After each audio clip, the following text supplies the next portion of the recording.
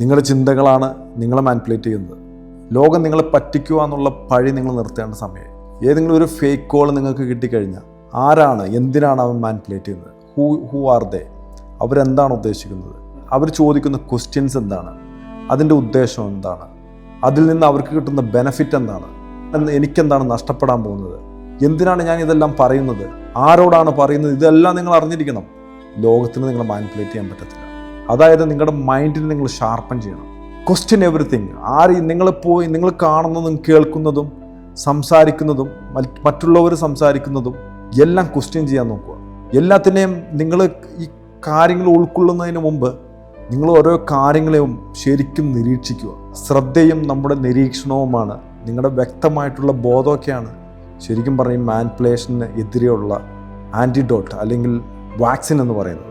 ലോകത്തിൻ്റെ മാർക്കറ്റിനെ നിങ്ങൾക്ക് കൺട്രോൾ ചെയ്യാൻ പറ്റത്തില്ല. ഈ മീഡിയാസിനെ നിങ്ങൾക്ക് കൺട്രോൾ ചെയ്യാൻ പറ്റത്തില്ല.